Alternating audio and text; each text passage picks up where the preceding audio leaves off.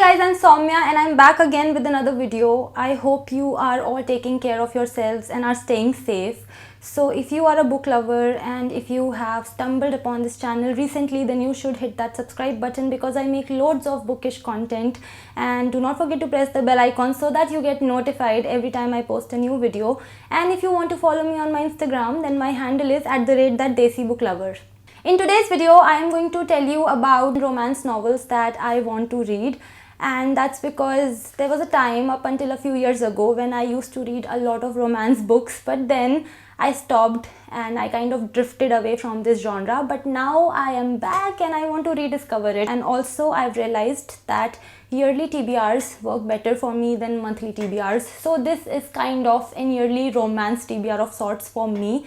So let me know if you have read any of these books, and if you have read them, then what do you think about them in the comment section. So let's get started. The first book in the list is The Thorn Birds by Colleen McCullough. So before anything else, I'll tell you why this copy looks so tattered. So this book belongs to my mother, and even when she had acquired it, it was a second-hand book, and she had acquired it 20 years back, and at that time also it was a second-hand book. So it's a really old book, and it has an old book smell also, which I absolutely love.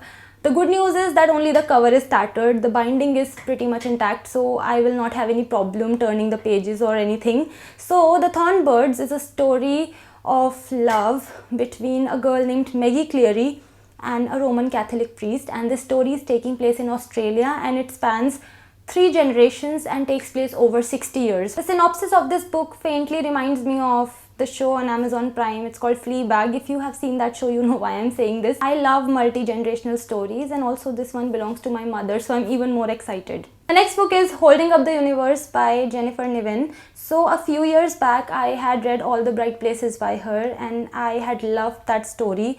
It had made me cry so much. It was very moving. So naturally, I have a lot of expectations from Holding Up the Universe by her. So it's a story about 2 high school students, Jack and Libby.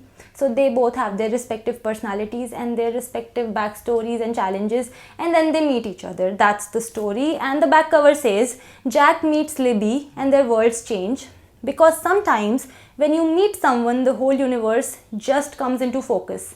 Now this is a very romantic, dreamy kind of a line, and in reality I'm not sure if I believe in something like this, but I am definitely looking forward to read this. The next book is I Owe You One by Sophie Kinsella. So it's a story about a girl named Fixie Farr.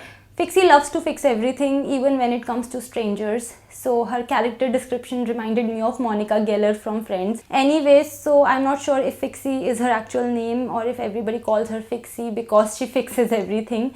So one day she ends up saving the laptop of a stranger in a coffee shop from a certain disaster, and he ends up scribbling an IOU with his business card, and he gives it to her in order to thank her. Basically, he lets her know that because she saved his laptop, she can also ask him for a favor, which she does not expect to do. But then her childhood crush shows up in her life, and to help him, she reaches out to the stranger and asks for his help. So this is the story. So I am a huge fan of Sophie Kinsella and her books. I have loved reading and rereading her stories, and I am very much looking forward to this one. Although truth be told, I have read a lot of negative reviews of this book. But since Sophie Kinsella is one of my favorite authors, those negative reviews are not going to deter me.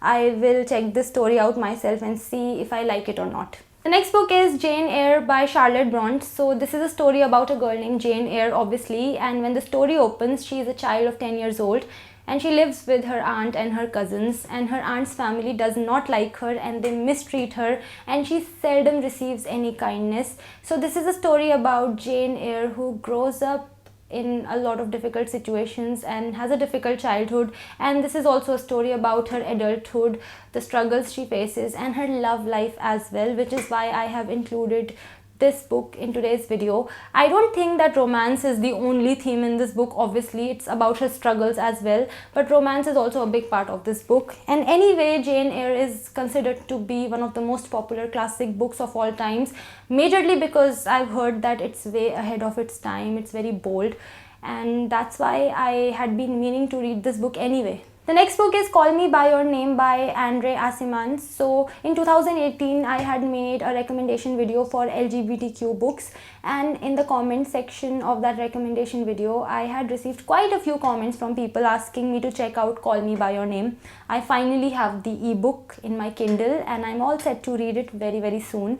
So it's a story about a romance that blossoms between two guys in the summer of 1980s in Italy. There are two things that I know about this story. The first is that it's a love story, and the second that everybody who has read it or even watched the movie on it has loved it, and that's reason enough for me to want to check it out. The next book is A Walk to Remember by Nicholas Sparks. So I remember my first book by Nicholas Sparks was The Notebook, and that book had left me in tears. And shortly after reading The Notebook, I had stopped reading romance books, so I never picked up another Nicholas Sparks book. So this is going to be my second read by him. So A Walk to Remember is a story about two teenagers who fall in love with each other. So Landon Carter never thought that he would fall in love with Jamie, who is very shy, and basically their personalities are completely different, but he falls in love with her eventually.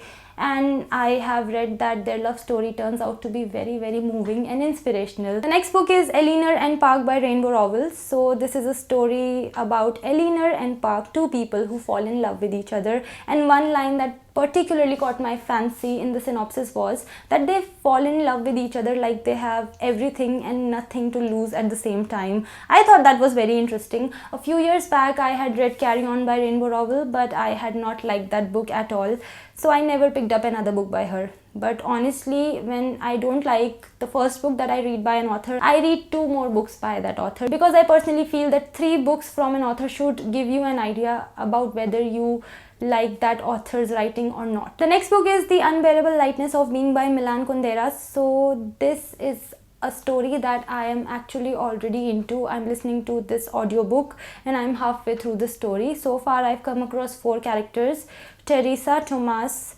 Sabina and Franz. Teresa is in love with Thomas and Thomas also loves Teresa, but he's also a womanizer. He loves Teresa a lot, and in his mind he is emotionally faithful to her, but he cannot help sleeping around with other women. Teresa knows this and this pains her incredibly, but she also loves Thomas. And then there is Sabina and Franz as well. So much is happening in this book. It's a very fascinating story, but it is also quite heavy to read, to be honest. So these are the top romance books that I'm definitely looking forward to read, and I am already into one of the stories, so I have a pretty good feeling about this list. Let me know in the comments which all romance books do you like to read. If you want to recommend me some of the romance books, then I will definitely check out your recommendations. Thank you for watching this video. If you liked it, please do give it a like and also leave a comment. And if you want to connect with me on my social media, the links are in the description box. I'll see you in my next video. Till then, bye bye, take care and stay safe.